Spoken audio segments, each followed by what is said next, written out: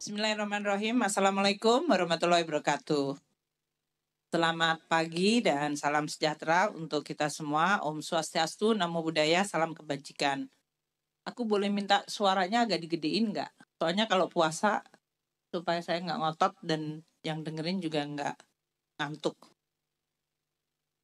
Baik, terima kasih teman-teman.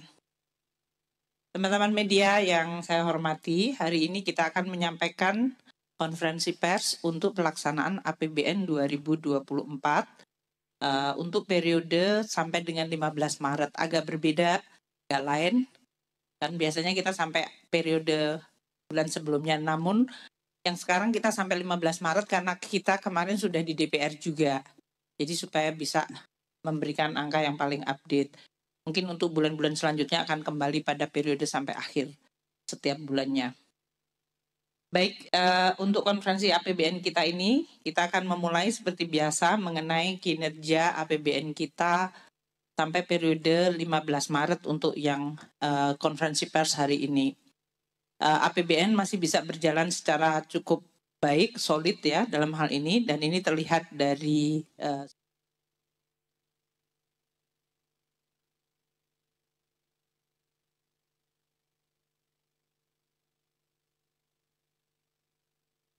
persen dari target.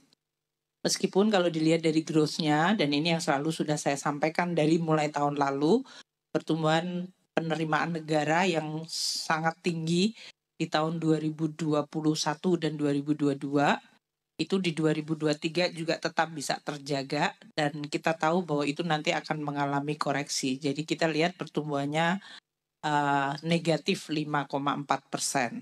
Jadi pendapatan negara mengalami kontraksi. Untuk belanja negara mencapai 470,3 triliun. Ini artinya 14,1% dari pagu sudah dibelanjakan. Dan ini tumbuh cukup tinggi yaitu 18,1% year on year. Januari dan Februari sampai pertengahan Maret. Posisi APBN masih mengalami surplus 22,8 triliun atau 0,1% dari PDB. Dengan keseimbangan primer juga surplus 132,1 triliun. Kita akan masuk mengenai lingkungan ekonomi dan kemudian dampaknya terhadap kinerja dari APBN kita. Pertama mengenai lingkungan ekonomi. Dari sisi global kita semuanya melihat untuk Amerika Serikat ada berita yang relatif baik, yaitu ekonominya relatif resilient meskipun peningkatan dari suku bunganya luar biasa tinggi dalam jangka waktu yang sangat cepat.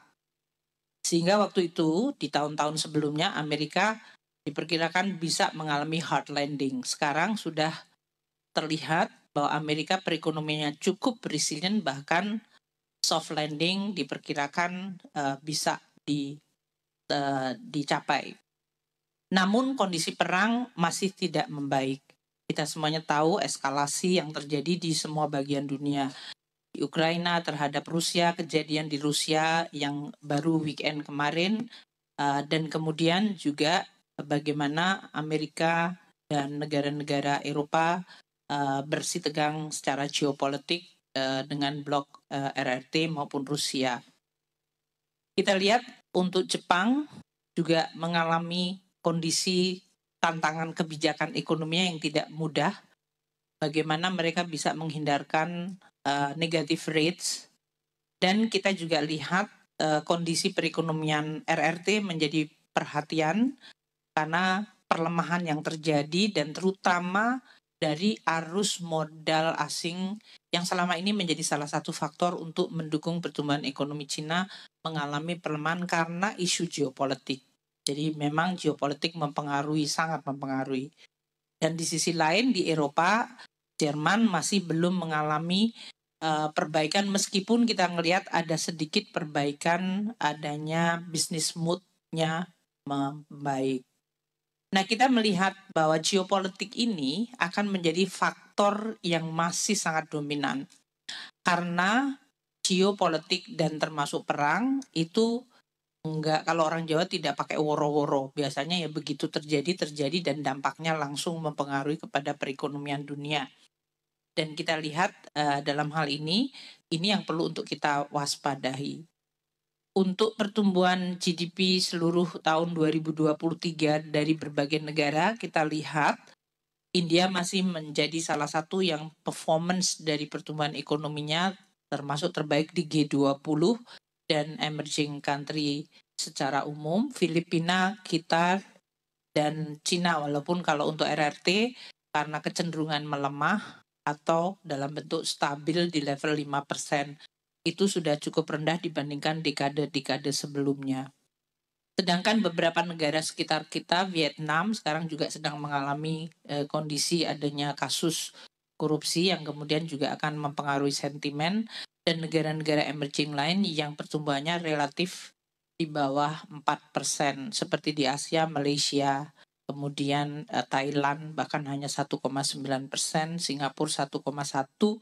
Kemudian kita lihat untuk emerging di G20 dalam hal ini Meksiko 3,2, Brasil 2,9, dan South Africa yang bahkan mengalami negative growth 0,9%.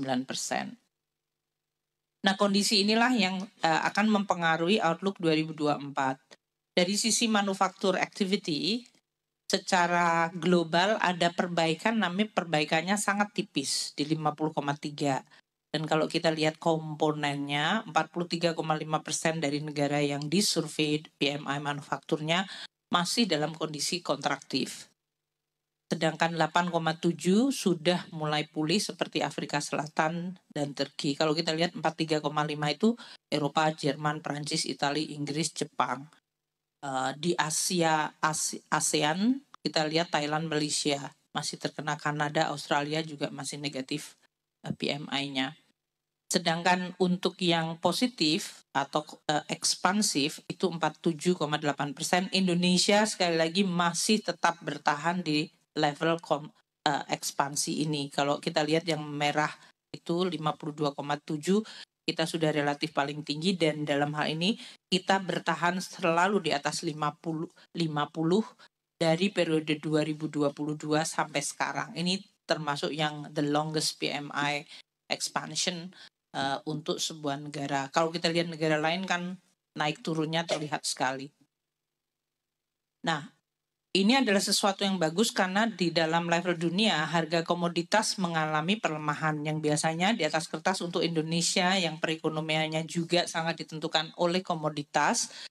Resiliensi dari PMI dan ekonomi kita itu berarti menunjukkan sesuatu ketahanan yang sangat baik. Komoditas untuk brand memang mengalami kenaikan year to date 10%, namun harga gas jatuh 34% year to date.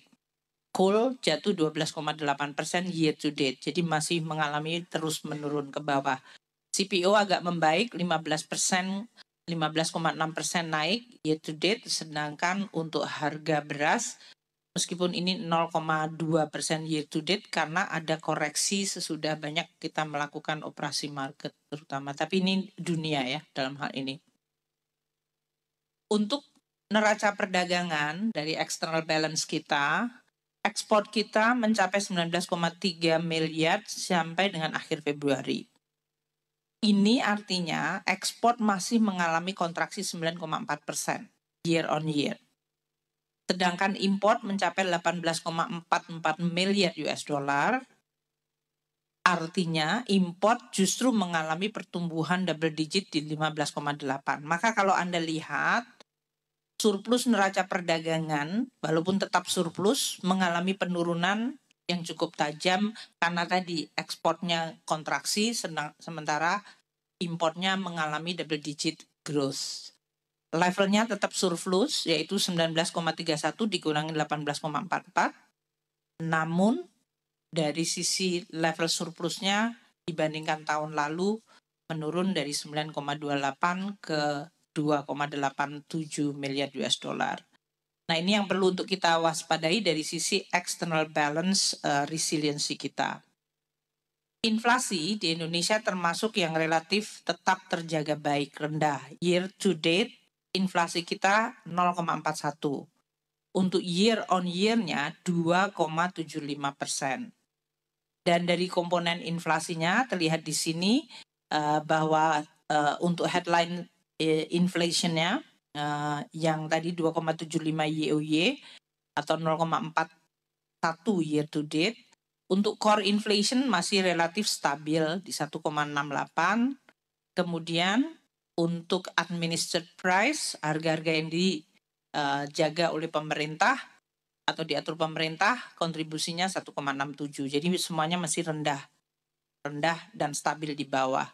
Sedangkan yang memberi kontribusi untuk inflasi kita agak naik di bulan Februari ini seperti terlihat di sini adalah volatile food. Terutama kita lihat untuk harga beras, meskipun kita lihat untuk periode Maret sudah mulai agak melandai. Dan beberapa komoditas ini menjelang hari raya biasanya juga mengalami kenaikan seperti telur ayam, daging, minyak goreng, bawang putih, dan gula pasir, serta daging sapi. Nah, ini yang perlu untuk kita waspadai karena inflasi dari terutama harga pangan itu langsung mempengaruhi daya beli masyarakat terutama menengah bawah. Ini yang perlu untuk kita perhatikan. Banyak langkah-langkah yang dilakukan termasuk dari APBN untuk mendukung kementerian lembaga untuk memperbaiki dan menstabilkan harga supaya masyarakat tetap bisa affordable terhadap harga pangan tersebut.